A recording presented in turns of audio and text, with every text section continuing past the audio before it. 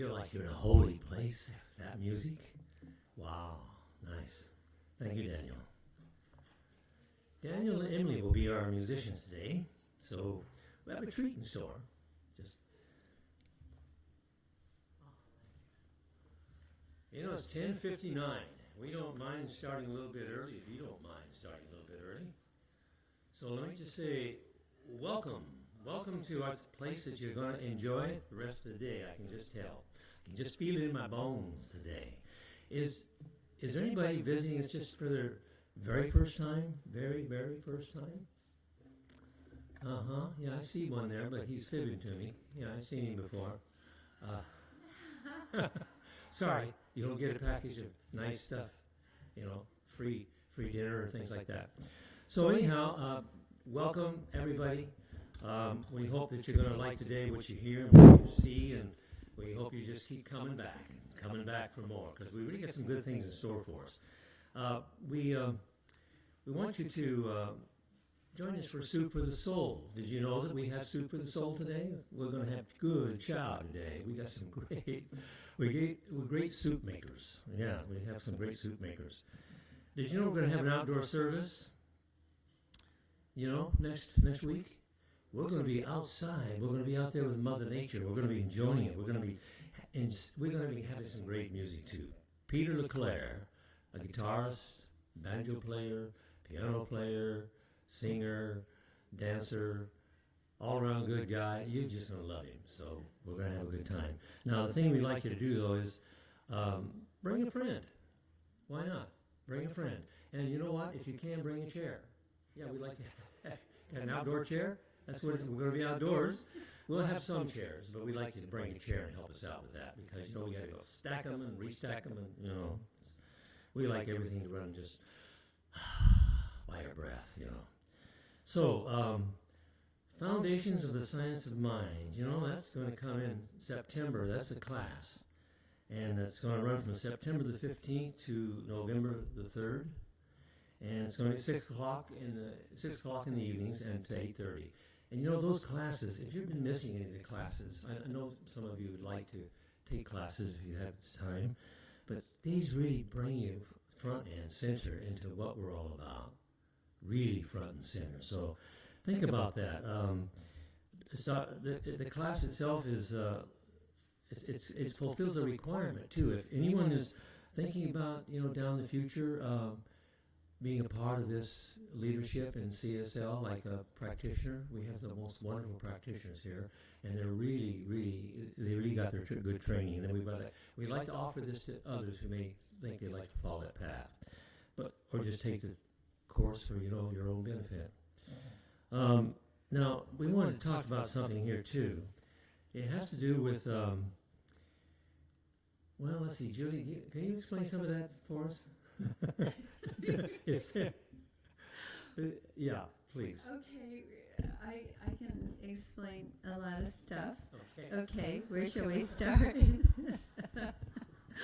Well, in front of you there should be a golden little card, and you can fill that out if you would like. If you're not getting an email every week, fill that out and give it to me, and we will make sure that you get on our announcements so you don't miss anything that's happening. And also the purple form for prayer. And Cheryl offered a prayer class, and if she does that again, or one of us do that again, really take it, because I did a talk on prayer, and I can't do one like every week, which I would like to, because we have a form of prayer that is a tool to get us to, it's not like you have to use this form in order to pray, but it's a tool to get us to that place where we have the realization of the oneness, and that we are part of the whole, and our voice and our thoughts and all of that are powerful within that. So do fill that out, and if you have something you would like the prayer ministry to pray for you on, put that. There's a little box in the library that you can drop it in, and the prayer minister will pray for you. Yeah, but if the next time a prayer workshop comes up, do plan on taking it. I can't tell you enough how it transforms our lives. And there's all forms of prayers. I know we pray. All of us do. This is particularly powerful. Was that good enough, Don? Oh, that was, Thank you. was that good All enough? right. Y'all understand that? Yeah, let's give it a yeah, that's good. Thank you, Judy. I do want to say one thing. I'm so glad to have you here, Daniel and Emily. These two are so talented. The first time we sat there and listened to them, I was like, whoa. And I could just listen all afternoon. They are so good. And thank you for being here, you guys. We really appreciate that. Yeah. All right. All right. Well, we're on our way. And I do want to go back to the outdoor service. You got to be there because that has a different kind of flavor when you're out there. And we're going to have Reverend Julie, myself, and our practitioners contributing to the power of stories and the understanding of where stories go with that power. So you can become empowered from the story itself. And every time you hear a reading up here, you get a little story told, and it helps to empower you. So we're going to do more of that outside, and it's going to be good with the music. Okay. We might even have donuts. Might? Yeah, we might. We might. All right, Okay. shall we stand for our congregational song? And that is, the words, if you need them, I believe, are in your bulletin.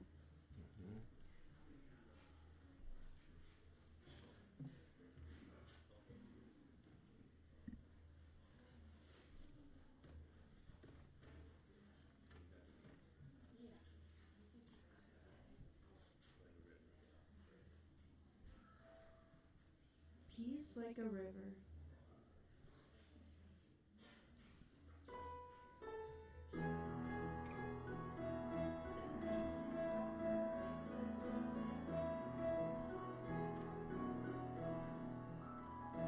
I've got peace like a river. I've got peace like a river. I've got peace like a river in my soul. I've got peace like a river. I've got peace like a river. Got peace like a river in my soul. I've got love like an ocean. I've got love like an ocean. I've got love like an ocean in my soul. I've got love like an ocean. I've got love like an ocean. I've got love like an ocean in my soul. I've got strength like a mountain. I've got strength like a mountain. I've got strength like a mountain in my soul. I've got strength like a mountain. I've got strength like a mountain. I've got strength like a mountain in my soul. I've got joy like a fountain. I've got joy like a fountain in my soul. I've got joy like a fountain. I've got joy like a fountain. I've got joy like a fountain in my soul. I've got peace like a river. I've got peace like a river. I've got peace like a river in my soul. I've got peace like a river. I've got peace like a river. I've got peace like a river in my soul. And all of that is within us. And so let us, and let us just take deep breaths and prepare for our sacred time with our, in this very room.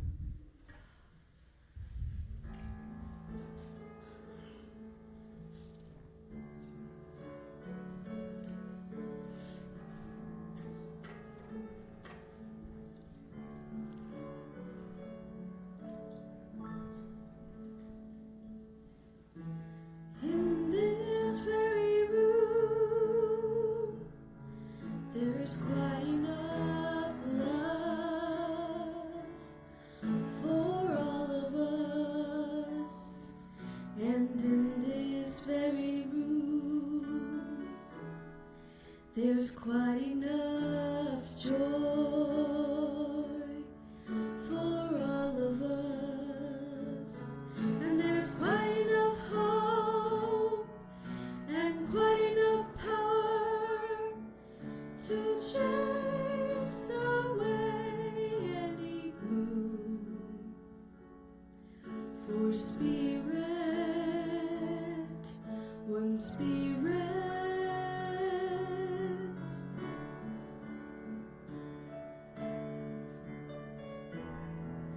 is in this very room. In this very room, there's quite enough love for all of us. And in this very room, there's quite enough joy for all of us.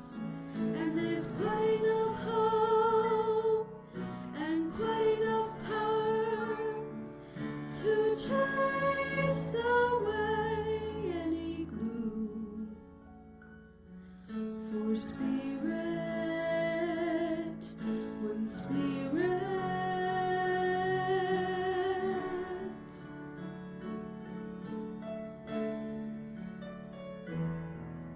is in this very room.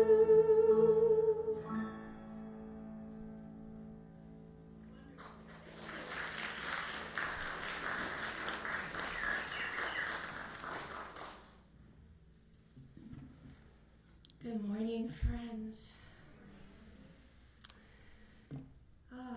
Please join me this morning in prayer. Close your eyes if you wish. And just breathe, knowing there is one mind, one energy, one power, and that power is mine now. And what I know to be true for myself, I know to be true for everyone, everywhere. Our hearts and minds are open and receiving the abundance of loving kindness surrounding us by the One at all times. We are filled with joyous warmth. We are open to receive the message of the morning, the talent of the musicians, and the fellowship with like minds brought to us this morning. With grateful heart, I release these words to the law that always says yes. And if you agree with any of this, please say with me, and so it is. In your program, printed in blue, is an affirmation. And if you'll please say with me, I trust divine inspiration to guide me. So I set an intention, declaring my vision, and I leave the how and the when up to God, and so it is. And now there's a reading from the Science of Mind magazine.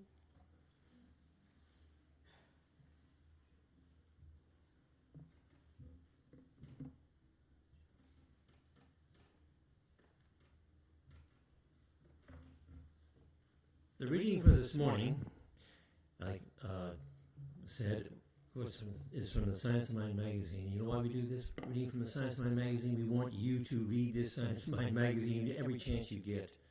It's just full of light, love, and power.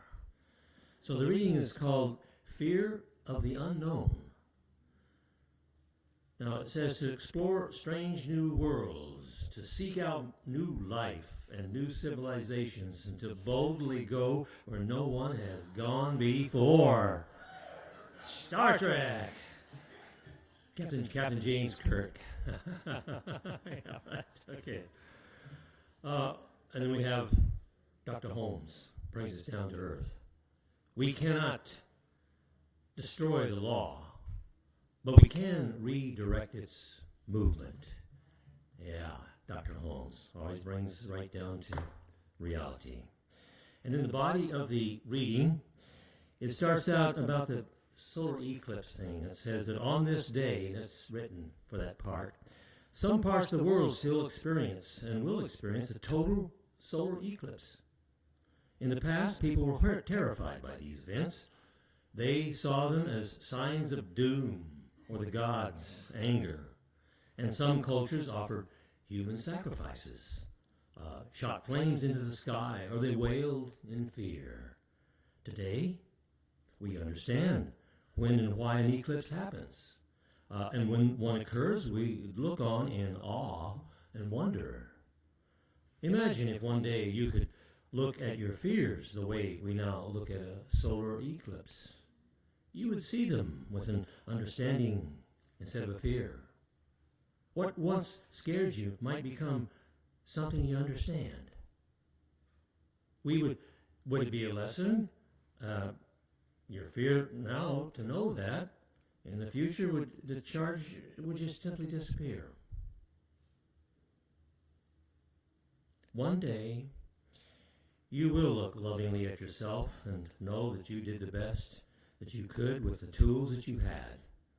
By understanding your fears, you'll know it was simply a time in your life when nothing was ever to be afraid of after all. Just was. Embracing the unknown is essential for personal growth.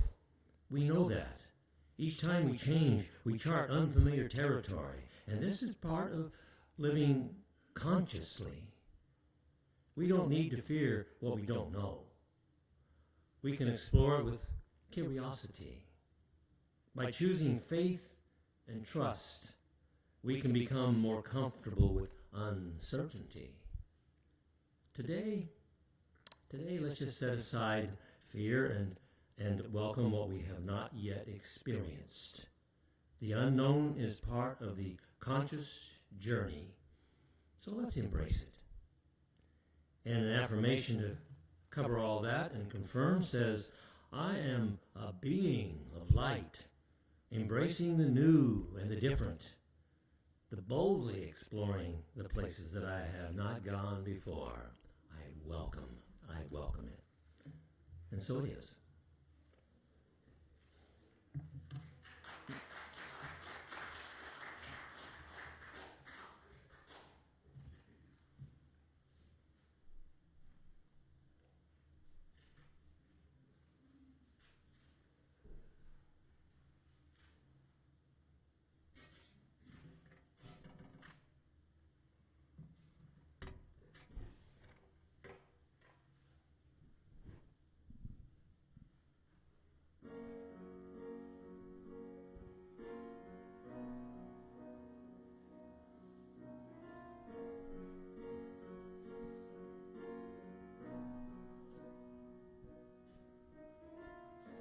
Imagine there's no heaven. It's easy if you try.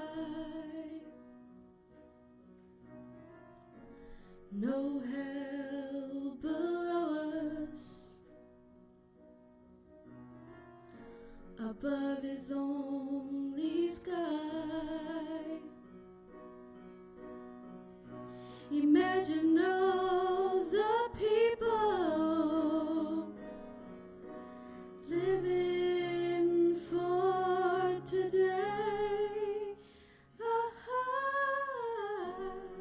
Imagine there's no countries. It isn't hard to do. Nothing to kill or die for, and no religion too.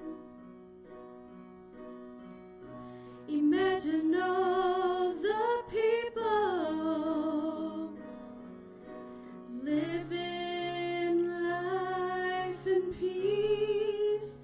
You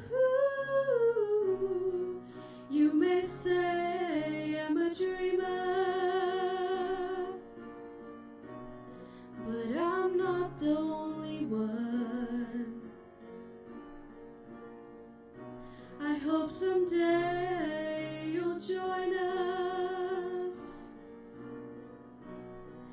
and the world will be as one. Imagine no possessions. I wonder if you can. No need for greed or hunger. A brotherhood of man. Imagine all the people sharing all the world.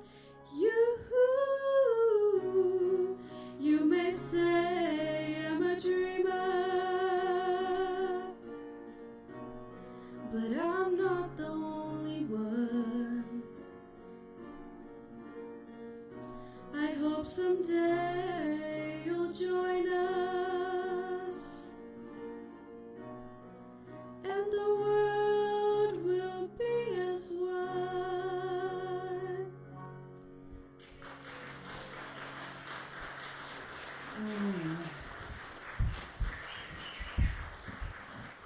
Oh, thank you. And I have to say, Emily came to us from high school and Daniel from college. So this is it's new for you, Emily, isn't it? Singing here in front of people in church. So wow, we are so blessed to have you guys. What talents. Thank you for being here. Yeah. So, and can we all say yes to that song, Imagine? And we can't give up imagining, really. So, my son has a really good friend who, as of this summer, has a teenager. And he wasn't actually prepared for it. And this teenager is a full-blown teenager. And I happen to find teenagers incredibly interesting and fun, but he is not enjoying that quite as much. And so I found this story to share with him. And you probably have heard it before, but I wanted to share it with you because I love it. It said, so this teenager brought her boyfriend home to meet her parents. And they were appalled by his appearance. Leather jacket, motorcycle boots, tattoos already over, piercing everywhere, and he seemed unshaven and used poor language and bad table manners, and they were not impressed. So later in the kitchen, her mother said to her daughter, honey, he doesn't seem very nice. Are you sure he's the one for you? Mom, she said, I thought the same thing too when I first met him, but he has the most compassionate heart. You wouldn't guess it to look at him, but he's scheduled for over 5,000 hours of community service.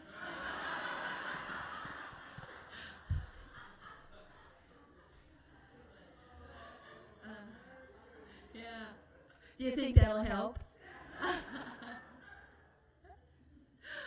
Oh gosh.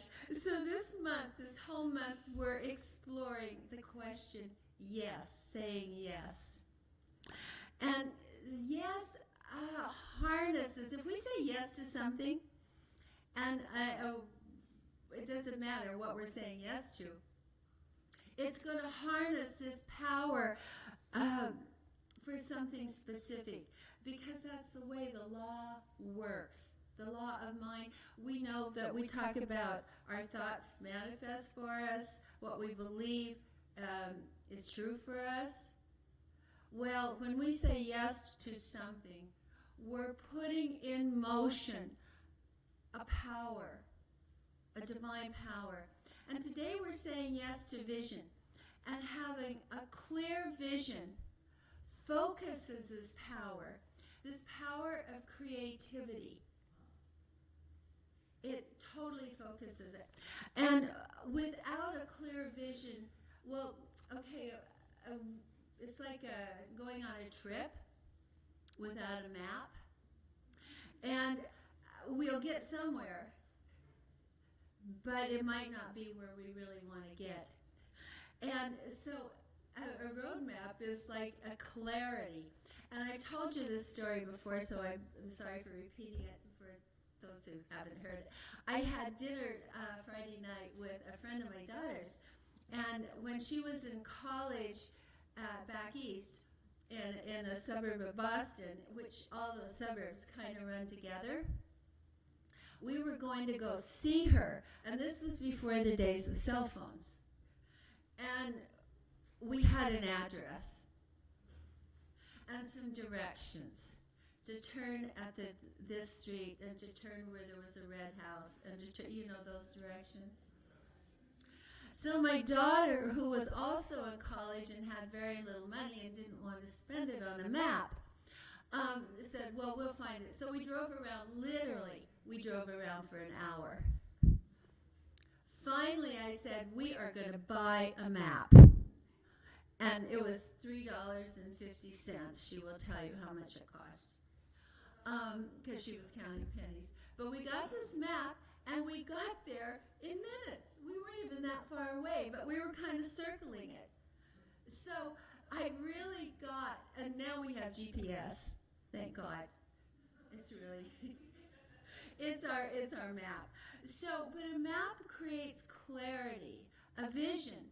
A vision as a map creates clarity, detail, and it brings up a feeling because, if you have a vision for something, it's usually because you're feeling something about it. It's something you want. It's something you desire. So there's some feeling, an emotion, and something behind it. And it has a distinct goal and objective. So it gives us a focus, a direction to have a vision. And there's an energy that flows through us, whether you call it chi, elan vital, or this divine life force. It's in us. And as long as we are alive and moving through life in this body, there is that energy field within us. And when we give form to that energy field through a vision, through an intention, and when we create a vision, we are creating a profound intention. Does that make sense? And so matter obeys the intention of consciousness. I think it's like E equals mc squared, something like that. Energy becomes form and matter, which is so cool. And everything begins in mind first. Everything begins with an idea. Everything begins with a thought. And so vision gives form to this energy field that we have. And, even as little children, we're always, I want to be a fireman.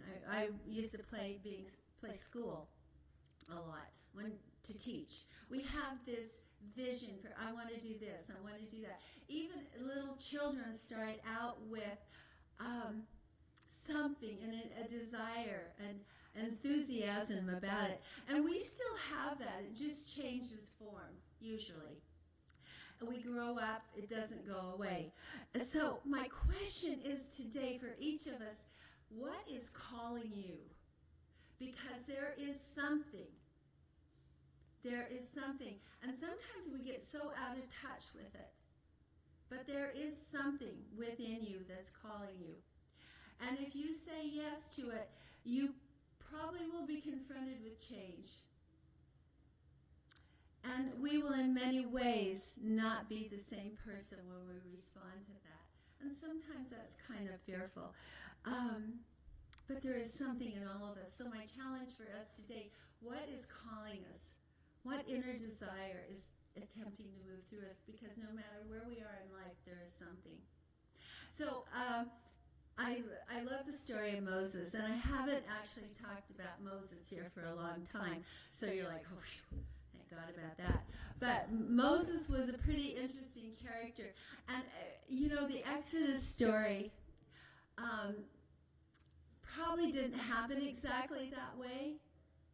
But that doesn't matter because the story had meaning. And it has had meaning for us centuries. And I love Moses. I mean, some of us might be able to relate to Moses. So, it doesn't really matter if this is historically accurate. So God, you remember the people of Israel are in Egypt as slaves. And so they want to be free naturally. And so God decides, well, he's going to help his people be free. So he goes to Moses and he said, I want you to go to the king and tell him that you are taking these slaves, these people, out of Egypt and into Israel. Now, that's pretty big, kind of scary, and I have every sympathy with Moses. But Moses said to God, I'm nobody. How can I go to the king and bring the Israelites out of Egypt? And so what you're supposed to do right here today is relate to Moses. Okay? We're just not being biblical because I love Moses. But Moses said, no, Lord, don't send me. I have never been a good speaker. I'm quoting this. And I haven't become one since you began to speak to me. I am a poor speaker. I am slow. I am hesitant. Don't send me. And the Lord said to him, who gives man his mouth? Who makes him deaf or dumb? Who gives him sight? It is I, the Lord. Now go, and I will speak to your brother Aaron, and he can help you. Okay, so God's helping him. And then Moses says, no, Lord, please send someone else. He keeps on. So the question is, when all of us, is there something in your life that seems really big? That seems really big. And there's maybe a fear to take it on, a fear of failure, for one thing. A fear that we're not enough, or that we can't do it. But if it's calling us, there is something that is wanting to happen for us. And it said, the Lord said, I will help you both speak. I will help you. Because we are not alone here, you guys. We are not alone here. So she's got Aaron, his brother, and he said, he will be your spokesman to speak to the people for you. Then you will be like God, telling him what to say. And take this walking stick with you, for it will perform miracles. So when we are confronted with something that seems way too big for us, I like to remind myself, and I have to be sure that this isn't some big fantasy of mine, but it is a real sense of moving into that something is calling me. Then I am remembering that there is no thing that I can do, no thing that I can desire that is bigger than the power of that divine presence, the source of our being, or God. Nothing is bigger than that. Not the government, not the telephone company, not anything is bigger than that. And to remind ourselves when it does seem too big. Because as we become in tune with that inner presence, those universal laws, and that's why I just encourage you to take these classes where we go deep into that. As we become more in tune with that and saying, yes, our lives will become more in tune with that intelligence, that creative essence, that divine wisdom. And what we're attempting will become easier. And as far as things happening, difficult things happening, I got to tell you, I don't know how many of you pick up the Bible every day and read it, but that was a joke.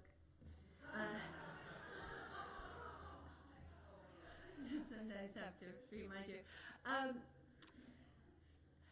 Moses, so he sets off finally, and we know they get to the promised land. He doesn't get to the promised land, by the way. But he is taking the biggest, whiny bunch of miserable people across the desert for 40 years. I would have left them at the Red Sea. Seriously. They complained about everything if you read that whole chapter. And so it's not like we create this vision. We know there is a power with us. It's not like there will be difficulties, because there most likely will. But they were things that we grow into. They're there for us to grow into. Because if we're creating a vision, it is obviously something more than what we have now, isn't it? There's no point in creating vision for what we have now. So it's bigger than what we are experiencing, bigger than what we have. It's bigger than us. So we're going to have to become bigger. And that's a good thing. Because I think that's why we're here. And in that, if we are wise, we will allow that presence to be a guide with us. We won't go it alone.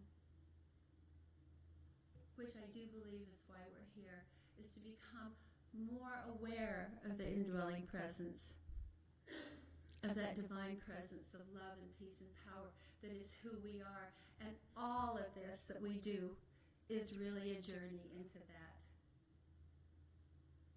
We think we're doing other things, but we're really being guided into a deeper experience of who we really, really are.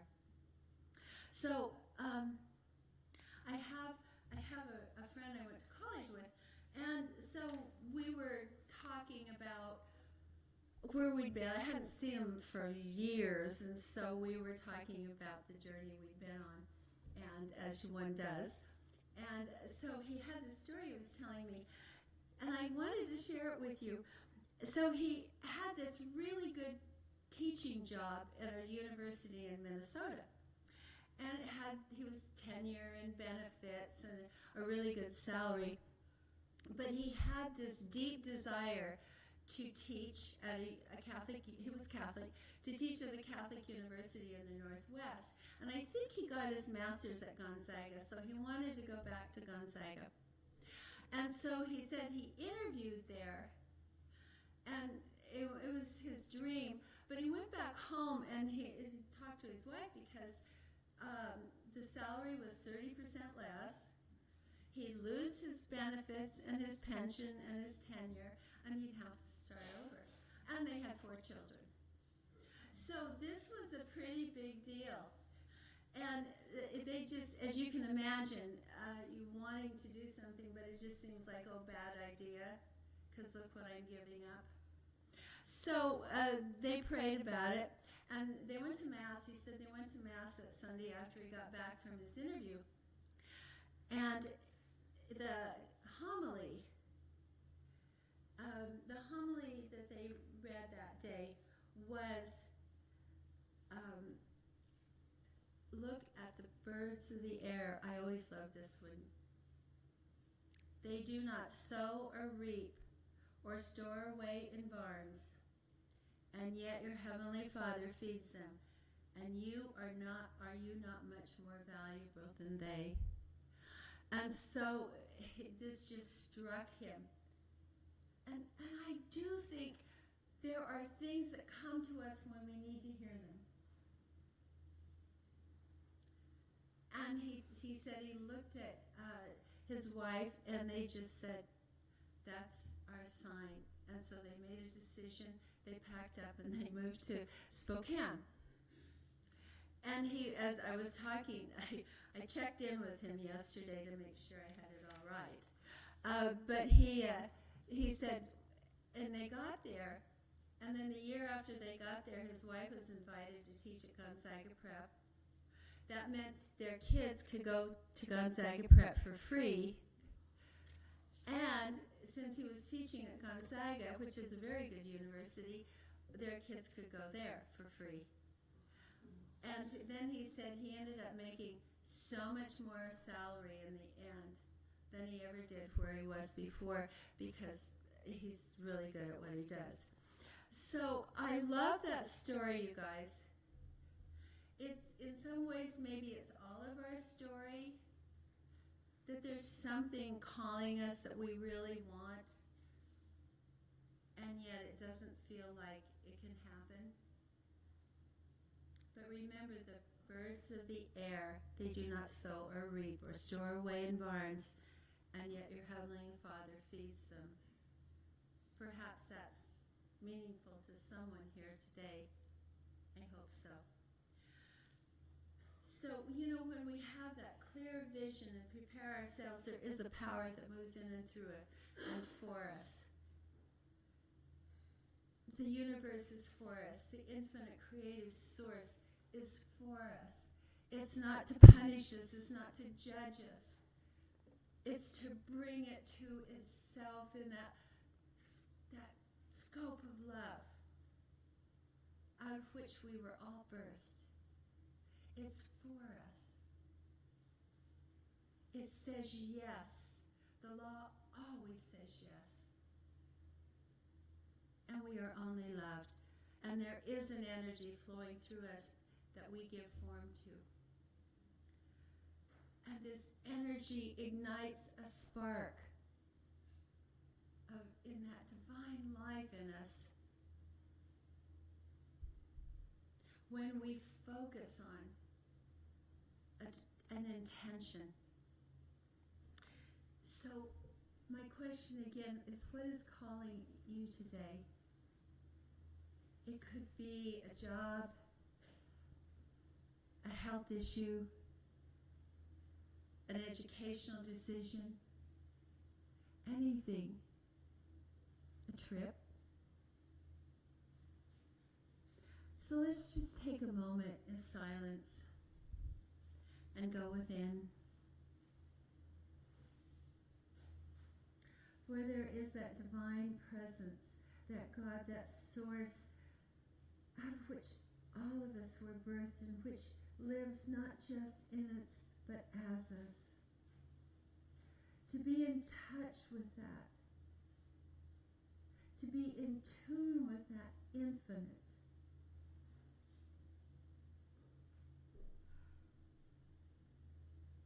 Is not only a powerful thing, it is the source of our solace.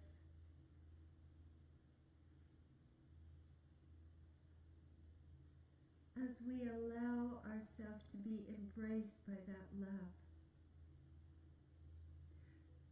So whatever is happening in your life today, know that it is a divine calling. And there is an answer. And just take a moment and be with that.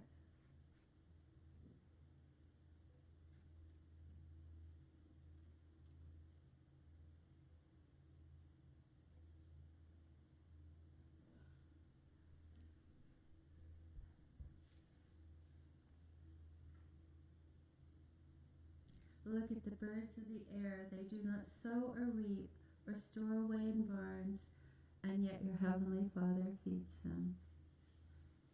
Namaste.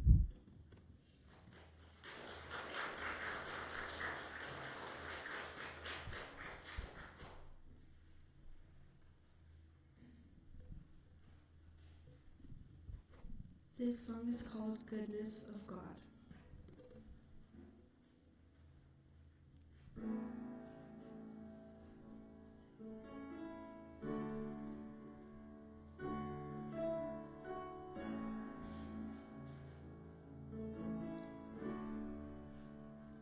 I love you, Lord, for your mercy never fails me. In all my days, I've been held in your hands. From the moment that I wake up until I lay my head, oh, I will sing of the goodness of God. And all my life you have been faithful.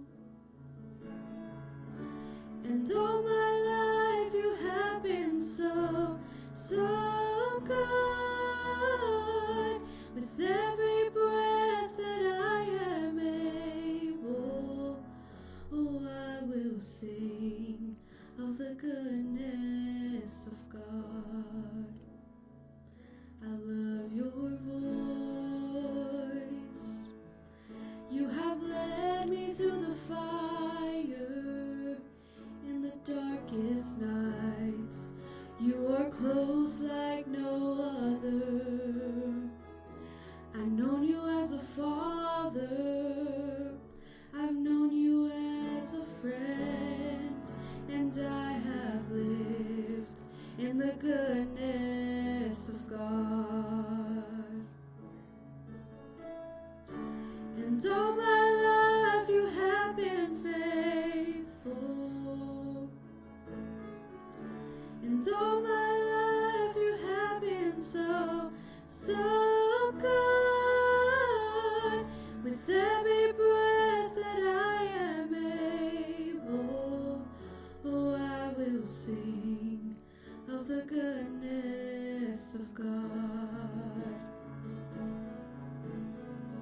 Your goodness is running after, it's running after me.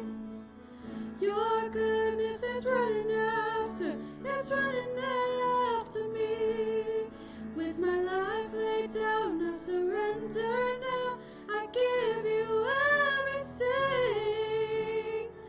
Your goodness is running after, it's running after me. All my life you have been faithful. And all my life you have been so, so good. With every breath that I am able, oh, I'm gonna sing of the goodness of God. All my life you have been faithful. And all my life you have been so, so good.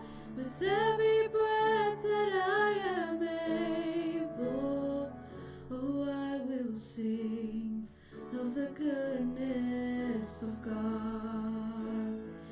Yes, I will sing of the goodness of God. Oh, I'm gonna sing of the goodness of God.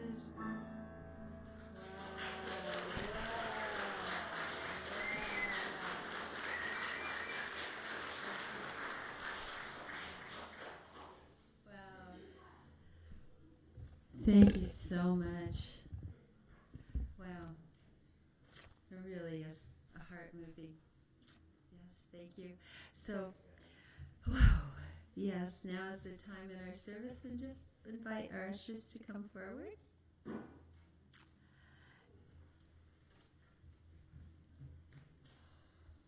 ready to come forward? This is our special time. That ought to bring you home free here. Taking a deep breath, let's just know that we can show our thankfulness, the goodness of God. It's running through this place right here. This is a beloved community. And we felt that as in leadership here because we know that you give and give to this place that we call our spiritual home. So thank you.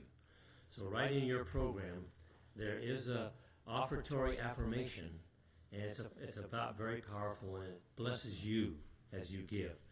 Let's start out with divine love. Divine love, moving in and through me, blesses and multiplies all that I am, all that I have, all that I give, and all that I receive. Thank you, God. And so it is.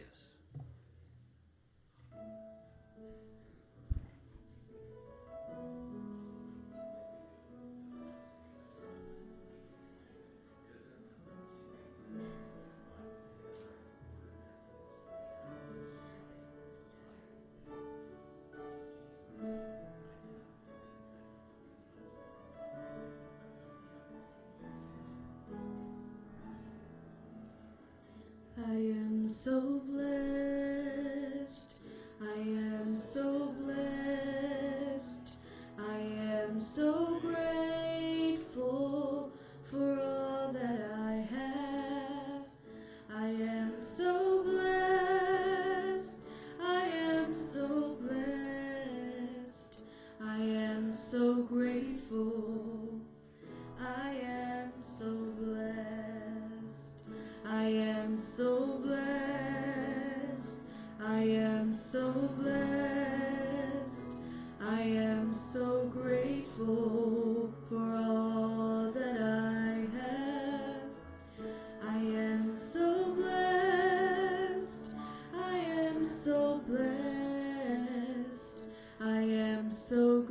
full. I am so blessed. Are we blessed? We are all blessed. We give thanks for every opportunity we have to show that we know we are blessed, that we know that we are having this light that surrounds us and lives out our days, gives us guidance and direction for right decisions, all the things that we need for our life to be abundant life, not just life, but an abundant life. So I give thanks not only for that, but I give thanks for each one of you. You are truly a contributor to the abundance of our life here, and so it is.